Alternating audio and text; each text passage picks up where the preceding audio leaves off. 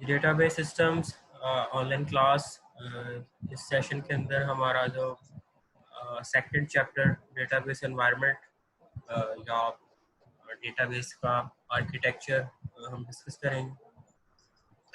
Database environment overall show हमें करता है what are the different activities inside database system.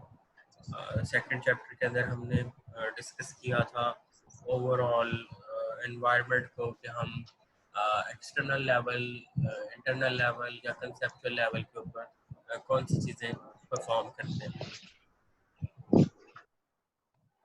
तो ये बुक के अंदर हम इसको देख सकते हैं कि सेकंड चैप्टर हमारा डेटाबेस एनवायरनमेंट।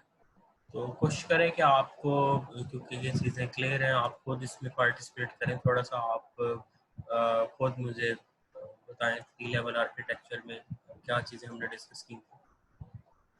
हाँ जी, एनीवन?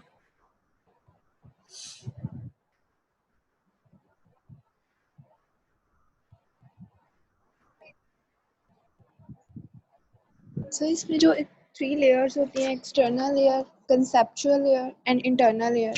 जी एक्सटर्नल लेयर में हम जैसे कोई यूज़र, एंड यूज़र यूज़ करते हैं जिस लेयर को, वो एक्सटर्नल लेवल पे आती है। ठीक है।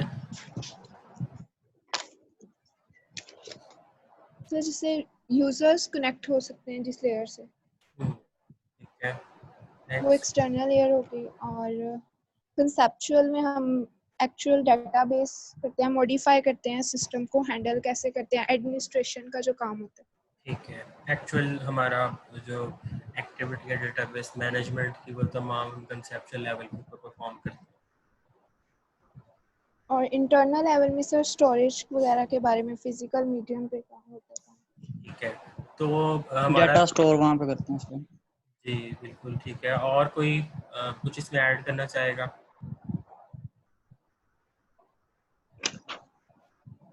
सर इंटरनल वो हार्डवेयर का होता है, और जो सेंट्रल लेवल है वो होता है जो एडमिनिस्ट्रेशन लेवल, और जो एंड मतलब नेव यूजर, एंड यूजर यूज करते हैं, जो मतलब डेटाबेसेस दुकानों में बड़ी होती है, वो ठीक एंड है, वो यूजर होते हैं। एक्सटर्नल यूजर हमारा एक्सटर्नल लेवल आ जाता है। ठीक है, चलें, शाबाश।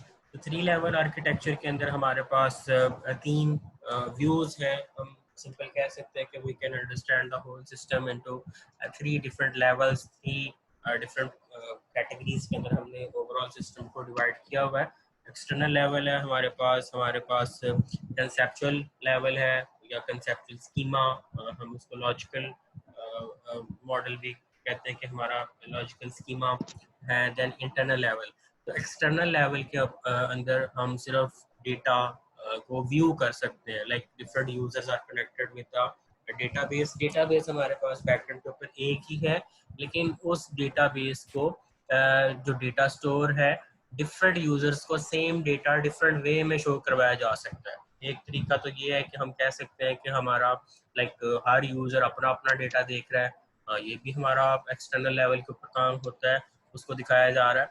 लेकिन हो सकता है कि हम एक तरह का ही डेटा अपनी मर्जी से डिफरेंट यूजर्स को डिफरेंट तरह से शो करवा सकते हैं, या जिसको हम जो चीज़ चाहते हैं अलाउ करते हैं, और जिसको हम ना चाहें हम अलाउ नहीं करते हैं। तो that is the concept of the external level. कि एक्सटर्नल लेवल के ऊपर आपका नेव यूजर है, who knows nothing about the database environment, he simply uses the facilities, जो भी डेटाबेस एनवायरनमेंट के अंदर एक्टिविटीज परफॉर्म हो रही हैं। डेटाबेस यूजर जो है सिंपल वो फैसिलिटीज को यूज कर सकता है। मैं थोड़ा सा स्क्रॉल डाउन करके उस टॉपिक के ऊपर भी आ जाता हूँ, ताकि हम थोड़ा डायग्राम्स या जो हेल्पिंग मटेरियल है हमारे पास, हम उसको भी साथ साथ देख लें।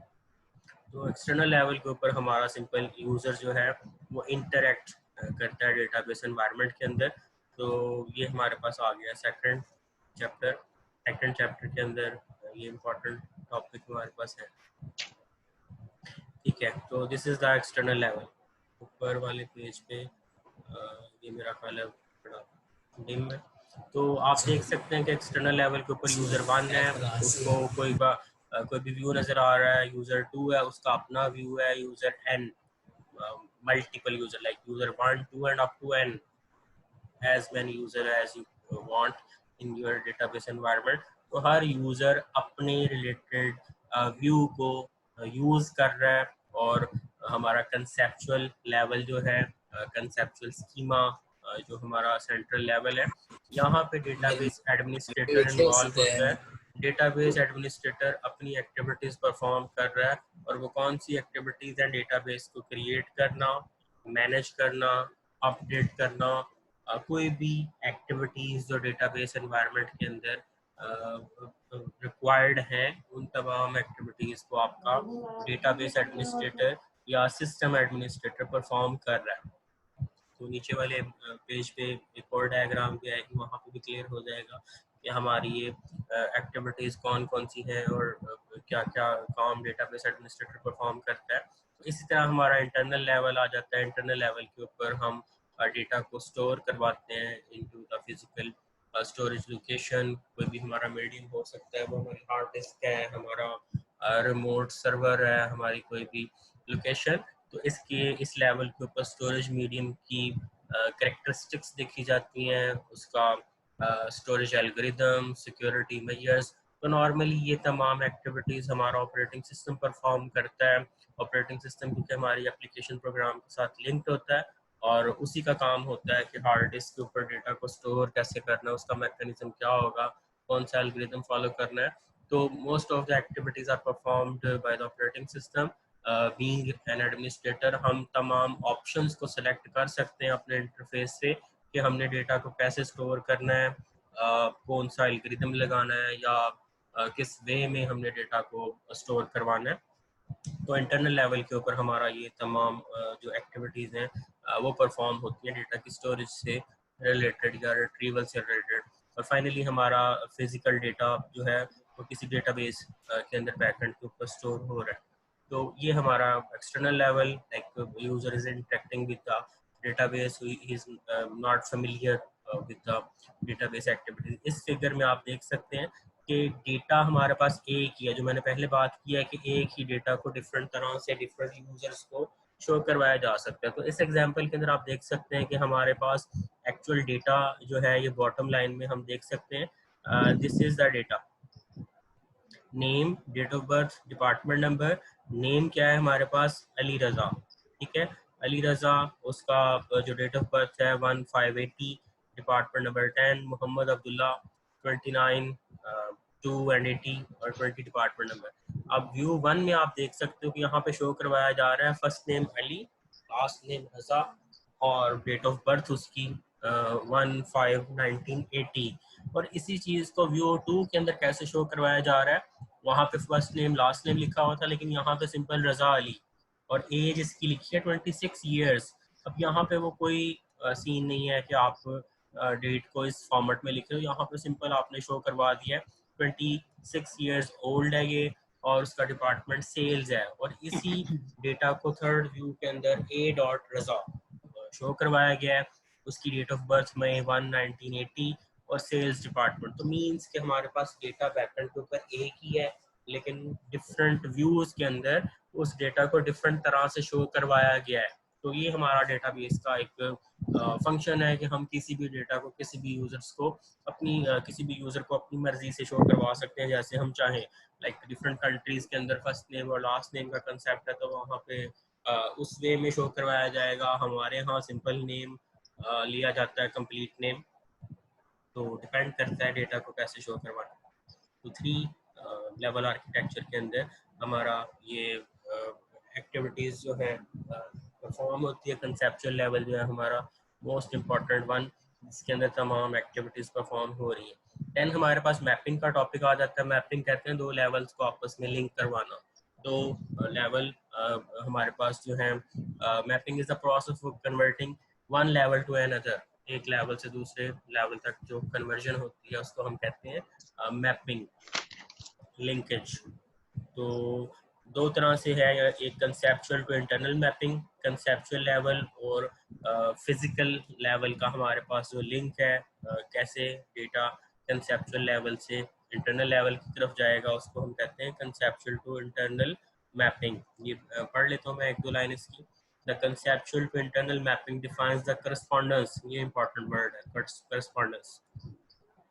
एक दूसरे के साथ correspondence का मीन होता है वो ख़तो किताबत उर्दू में हम इसको कहते हैं, लेकिन यहाँ पे हम एसोसिएशन कह सकते हैं या उनकी आपस में लिंकेज जो है between the conceptual view and the stored database. It specifies how conceptual records. अब conceptual level के अंदर क्या होता है, conceptual record ही होते हैं सारे डेटा स्टूडेंट्स का या किसी भी प्रोडक्ट का एम्प्लॉइज का डेटा होगा, तो it specifies how conceptual records and fields are represented at the internal level. conceptual schema से डेटा जो है वो कैसे internal level के ऊपर रिप्रेजेंट किया जाएगा, ये स्पेसिफाई किया जाता है. The structure of the stored database is changed, then conceptual internal mapping must be changed. तो मीन्स कि कोई भी अगर आप चेंज करते हैं तो ऑटोमेटिकली उसका जो इफेक्ट है वो अदर लेवल के ऊपर हो जाता है accordingly. So the conceptual schema can remain consistent. It is the responsibility of the DPA to manage such changes.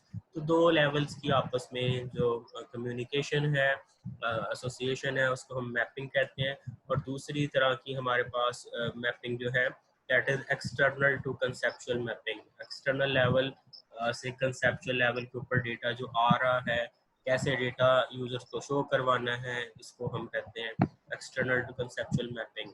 तो नॉर्मली डेटा जो है वो ब्लॉक्स की फॉर्म में आता है, यहाँ पे नीचे वाले पैराग्राफ में लिखा भी हुआ है. The following figure shows the representation of data at different levels of database architecture. The data is stored in binary format. ये हमें ऑलरेडी पता है कि डेटा हमारा इंटरनली बाइनरी फॉर्मेट में होता है फिजिकल लेवल के ऊपर.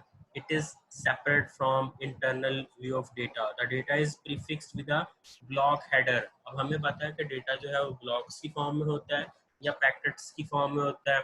एक ब्लॉक जो है उसके अंदर डिफरेंट हमारे पास रेकॉर्ड्स होते हैं, लाइक एक बिग बॉक्स, उसके अंदर फिर स्मॉल बॉक्सेस हैं, बॉक्सेस के अंदर फिर डेटा बिट्स की फॉर्म में आ जाता है. तो कोई भी ब्लॉक होता है, ब्लॉक के अंदर हेडर BH, ये ब्लॉक हेडर लगाया जाता है जो एक्सप्लेन करता है कि इस बिग बॉक्स के अंदर कौन सी इंफॉर्मेशन है. देन बॉक्स के अंदर जो रिकॉर्ड्स हैं, हर रिकॉर्ड के अंदर एक इंफॉर्मेशन होती है कि ये रिकॉर्ड किस पर्सन से रिलेटेड है, किस ऑब्जेक्ट से रिलेटेड है.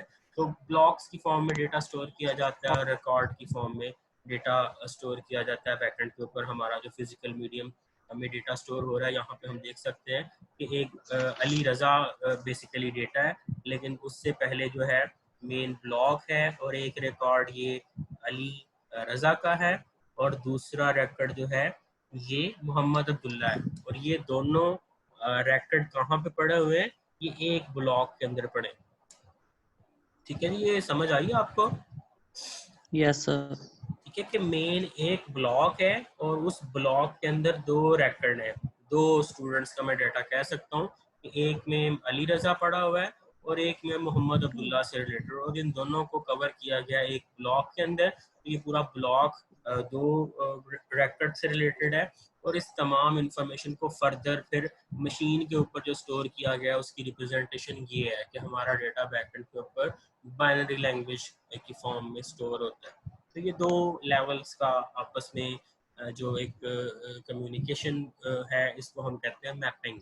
तो मैपिंग एक्सटर्नल से कंसेप्चुअल की तरफ होती है और कंसेप्चुअल से इंटरनल लेवल की तरफ होती है. देन डेटा इंडिपेंडेंस का ये बड़ा अच्छा टॉपिक था कि एक लेवल के अंदर अगर हम चेंज करें तो it will not effect the other level. तो दो तरह की डेटा इंडिपेंडेंस है हमारे पास. One is physical data independence and other is logical data independence.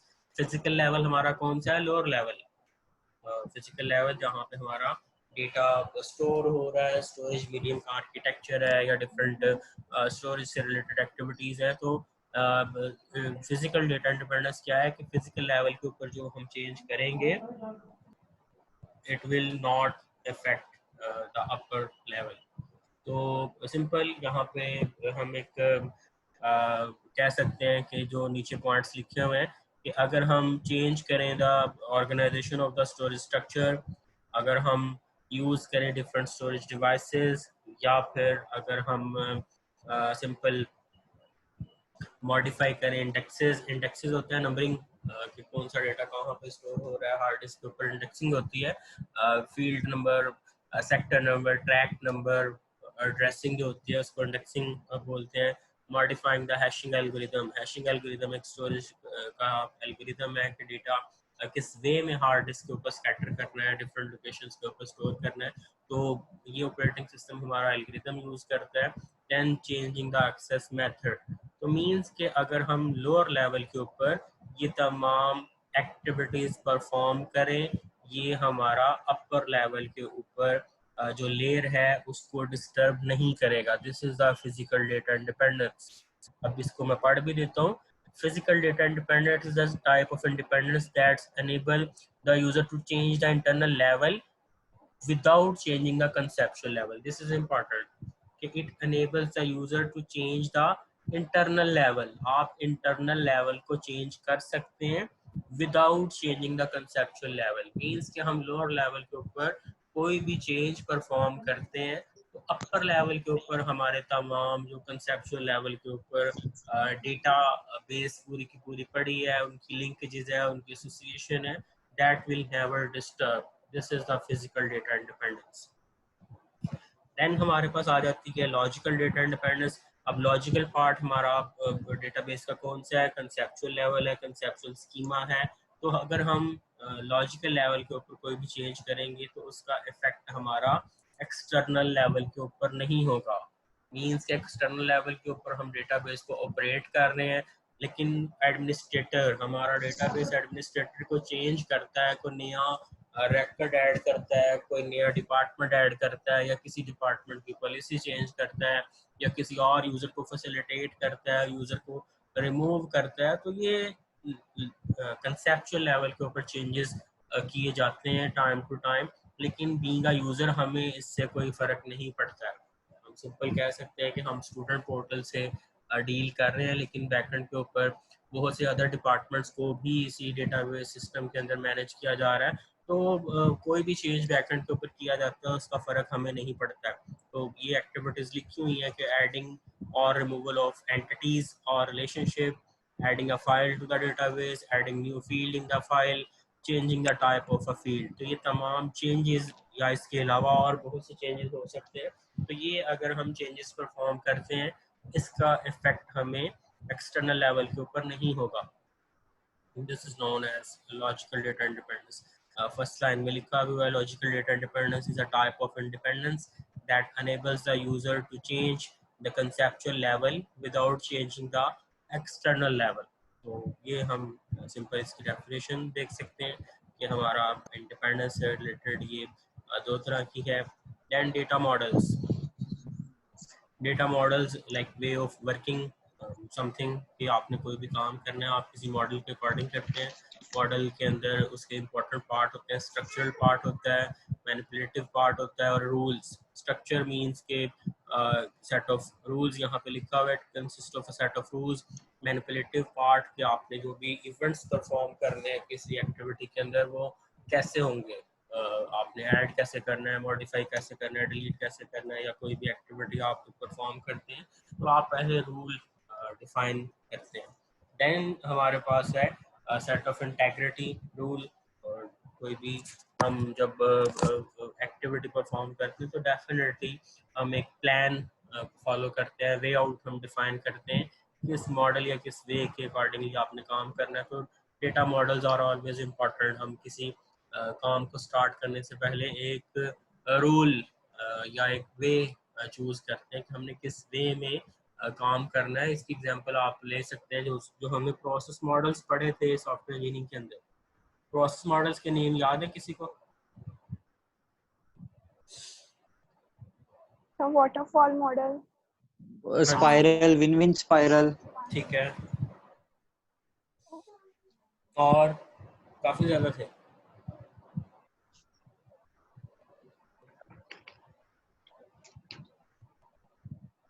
उन मॉडल्स का काम क्या था?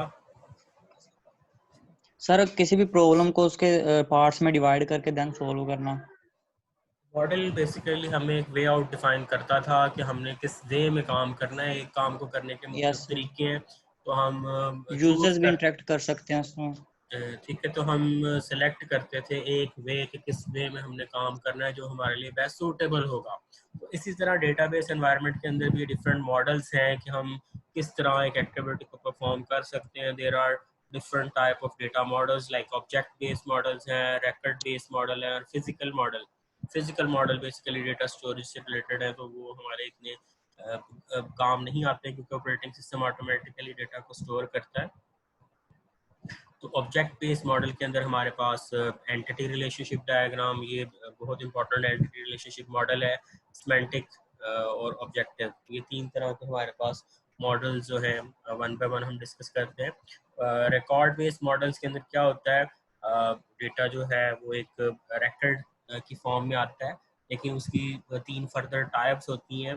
हायरार्की, चीज़ों के दरमियान होना, नेटवर्क लिंक होना चीज़ों के दरमियान, या रिलेशनल मॉडल। ये तीन तरह के बेसिकली ये वाला रिकॉर्ड बेस्ड मॉडल का जो टॉपिक है ये सबसे इम्पोर्टेंट है इस मॉडल के टॉपिक से रिलेटेड। तो हायरार्की क्या होती है, चीज़ों के दरमियान एक लिंक होना। हायरार्की लाइक सीक्वेंस में चीज़ें अगर ये आपके सामने आ रही हैं, ये एक हायरार्की है। जैसे हम कहते हैं कि आपने अगर कोई एक्टिविटी परफॉर्म करनी है तो आपको एक प्रोसीजर से गुजर के जाना पड़ता है। आप उस प्रोसीजर के बगैर एक्टिविटी को परफॉर्म नहीं कर सकते हो। लाइक ये कार की एक एग्जांपल है कि कार जो है आपका मेन एंटिटी है, उसका फिर पार्ट्स में आ जाता है engine, body, chassis, left right door है, हुड है, रूफ है, विंडो और लॉक हैंडल। तो मीन्स कि अगर आपने कार में कोई भी विंडो तक जाना है तो आपको बॉडी और राइट डोर से हो के आना पड़ेगा। You can not jump directly from car to window. तो दिस इज द हायरार्की। तो पहले ये मॉडल यूज हुआ करते थे डेटाबेस अप्रोचेस के अंदर, लेकिन आजकल ये यूज नहीं हो रहे क्योंकि इसका डिसएडवांटेज है कि हम डायरेक्टली मूव नहीं कर सकते हैं, या एक आपके पास अगर चेन ब्रेक होती है, आप यहाँ से इस पार्ट को निकाल दें तो इसके नीचे जो भी इसके ऊपर चीज़ें डिपेंड कर रही हैं वो डिस्टर्ब होंगी। तो एक पेरेंट चाइल्ड नॉट का यहाँ पे कंसेप्ट है, तो हम इस हायरार्की को ब्रेक नहीं कर सकते। तो this is a type of hierarchy model. Then हमारे पास सर इसको ऑर्गेनाइज करना डिफिकल्ट होगा फिर? डेफिनेटली आप देख सकते हो कि एक चीज़ दूसरे के ऊपर डिपेंड कर रही है, आप उस हायरार्की को ब्रेक नहीं कर सकते। नेक्स्ट वाले मॉडल में आपको उसका क्लियर हो जाएगा। थोड़ा सा मैं नेक्स्ट अगर नेटवर्क के ऊपर अगर आप मूव करें, नेटवर्क मॉडल। अब ये देखो यहाँ पे चार चीज़ें हैं, एम्प्लॉयज़, सुपरवाइजर, प्रोजेक्ट और डिपार्टमेंट। नेटवर्क के अंदर हम सिर्फ उन चीज़ों को आपस में लिंक करवाते हैं जिन्होंने आपस में कोई एक्टिविटी परफॉर्म करनी है। लाइक आप देख सकते हो एम्प्लॉयज़ और supervisor. Supervisor supervises employees, employees employee is supervised by supervisor. Mean दो चीज़ें डायरेक्ट आपस में जो लिंक हो रही हैं, सिर्फ उनका एसोसिएशन है। यहाँ पे अब प्रोजेक्ट का कोई जिक्र नहीं आया, मीन्स के इनकी हायरार्की आपस में नहीं है। जो दो चीज़ें आपस में लिंक हो सकती हैं, जिन्होंने इंटरेक्शन आपस में करना है, आप उन्हीं चीज़ों को आपस में मिला देते। तो that is the type of network model. Network based, yes sir. ठीक है। हम अब मैं एक और आपको एग्जांपल दे सकता हूँ कि जैसे हम अभी हम कॉल कर रहे हैं, ये एक हमारा वीडियो सेशन चल रहा है, तो हमारे सबके दरमियान एक नेटवर्क एस्टेब्लिश है। अब हम यहाँ पे किसी और क्लास के स्टूडेंट्स को तो नहीं ना डील कर रहे हैं, हमने सिर्फ वो लोग ऐड किए हैं जो इस क्लास से रिलेटेड है। और कोई भी इस क्लास का पार्टिसिपेंट बन सकता है, लेकिन उनको ज़रूरत नहीं है। लेकिन अगर एक ऐसा लेक्चर है, एक जनरल लेक्चर है, उसमें जो मर्जी आ जाए, तो लाइक वो सारे एंटिटीज, इसमें टीचर भी आ सकते हैं, इसमें अदर डिपार्टमेंट वाले भी आ सकते हैं, लेकिन नेटवर्क मॉडल के अंदर सिर्फ उन एंटिटीज को आपस में लिंक करवाया जाता है जिनका आपस में कोई भी लिंक है। तो दिस इज नेटवर्क मॉडल। इसी तरह फिर हमारे पास relational model, this is very important, जो हमारा पूरे का पूरा बुक के अंदर कंसेप्ट है वो इसी मॉडल के ऊपर डिपेंड करता है। ये हम चीज़ें सारी पढ़ चुके हैं कि रिलेशनल मॉडल के अंदर डेटा जो है वो टेबल की फॉर्म में स्टोर किया जाता है, टेबल के अंदर ये कंसेप्ट शो करवाए गए हैं कि प्राइमरी की क्या होती है, देन हमारे पास एट्रीब्यूट्स क्या है, रिलेशन जो है टेबल को कहते हैं, टप्पल जो है रो को कहते हैं, एट्रीब्यूट जो है वो फील्ड को कहते हैं, डोमेन एक सेट ऑफ पॉसिबल वैल्यू जो आपका कॉलम के अंदर या एट्रीब्यूट के अंदर आ सकता है फील्ड के अंदर, डिग्री जो है नंबर ऑफ एट्रीब्यूट्स को कहते हैं, कार्डिनैलिटी नंबर ऑफ रोज या नंबर ऑफ टप्पल को कहते हैं। तो ये सारे एडवांटेजेस हैं जो हमारे DBMS के थे कि डेटा की इंटेग्रिटी हमें मिलती है, डेटा इंडिपेंडेंस, डेटा की कंसिस्टेंसी, एक्यूरेसी, शेयरिंग। तो ये सब तमाम फीचर्स जो हैं हमें रिलेशनल डेटाबेस मॉडल से मिलते हैं, और नेक्स्ट हमने जो डिज़ाइन करना है वो भी सारे का सारा रिलेशनल डेटा मॉडल को फॉलो करते हुए ही बनाना है। तो फिजिकल डेटा मॉडल मैंने बोला है कि बहुत कम यूज़ होते हैं, ये कुछ यहाँ पे 2-3 इन्होंने नाम लिखे हुए हैं कि यूनिफाइंग मॉडल और फ्रेम मेमोरी मॉडल है, ये ऑपरेटिंग सिस्टम ऑटोमेटिकली यूज़ करता है, इससे हमारा कंसर्न नहीं है क्योंकि बैकएंड के ऊपर ऑटोमेटिकली इम्प्लीमेंट होती है। तो फंक्शन ऑफ DBMS हमारा टूल है, कोई भी हम जो सॉफ्टवेयर यूज़ करते हैं उसके क्या फंक्शंस होते हैं, डेटा को प्रोसेस करना, यूज़र एक्सेसिबल कैटलॉग मींस कि कोई भी डेटा बैकएंड के ऊपर जो स्टोर होता है वो उसको एक्सेस किया जा सकता है, ट्रांजैक्शन सपोर्ट, हम कोई भी एक्टिविटी परफॉर्म करते हैं उसको प्रोसेस करवा के हमें रिजल्टेंट वैल्यू जो है वो आउट करवाई जाती है, ट्रांजैक्शन एक नंबर ऑफ स्टेप्स जो लिए जाते हैं एक्टिविटी को परफॉर्म करने के लिए, then concurrency support, at the same time many users can interact with the database, हम बहुत से users at the same time अपनी अपनी एक्टिविटी परफॉर्म कर सकते हैं, जो भी हमें डिजायर्ड फीचर रिक्वायर्ड है। देन रिकवरी सर्विसेज हैं, डेटा कम्युनिकेशन सपोर्ट है, ये हम नेक्स्ट जाके पढ़ेंगे कि हमें लाइक जो मैंने आपको क्यूरीज का भी बोला था वो भी सपोर्ट करता है, इंटेग्रिटी सर्विसेज हैं, ऑथराइज सर्विसेज हैं। तो ये तमाम की तमाम हमारे पास DBMS की सर्विसेज हैं। दैन डेटाबेस डेवलप करने का प्रोसेस जो है ये हम फेमिलियर हैं, मैंने आपको अभी फ्रेमवर्क एक्टिविटीज़ का भी, प्रोसेस मॉडल्स का भी बताया। तो डेटाबेस बनाने के लिए आपके पास एक टॉप डाउन अप्रोच हो सकती है, बॉटम अप अप्रोच हो सकती है, और ये SDLC आपको बड़ा अच्छे से ये आता होगा, SDLC का बहुत से सब्जेक्ट्स में ये टॉपिक आता है। तो आप प्रिलिमिनरी इन्वेस्टिगेट करते हैं, आप एनालिसिस करते हैं, डिज़ाइन, डेवलपमेंट, टेस्टिंग, इम्प्लीमेंटेशन और मेंटेनेंस। फ्रेमवर्क ऑफ एक्टिविटीज़ का मैं एक टॉपिक सॉफ्टवेयर इंजीनियरिंग के सब्जेक्ट में आपको पढ़ाया था। तो ये सारे फ्रेमवर्क ऑफ एक्टिविटीज़ आपको परफॉर्म करना पड़ते हैं कोई भी एक प्रोसेस को कंप्लीट करने के लिए। तो बहुत से वेज से आप काम कर सकते हो। SDLC का ये अप्रोच है। देन एक स्टेज्ड बेस अप्रोच, ये यहाँ पे आ रही है स्टेज बेस अप्रोच, इसमें भी वही एक्टिविटीज़ हैं कि आप एनालिसिस करते हैं यूज़र की रिक्वायरमेंट को, लॉजिकल मॉडल बनाते हैं, DBMS चूज करते हैं, map logical model to DBMS, develop physical model. और ये डायग्राम आप देख सकते हैं कि आप किसी भी टाइम स्टेप बैक कर सकते हैं, चेंजेस आर ऑलवेज वेलकम। ठीक है, तो ये आप कोई भी चेंज, क्योंकि हमने सॉफ्टवेयर इंजीनियरिंग के सब्जेक्ट में पढ़ा था कि changes are always welcome, you can step back at any step. तो किसी भी स्टेप के ऊपर अगर आप क्लियर नहीं है, आप कंफ्यूज्ड हैं, तो यू कैन स्टेप बैक।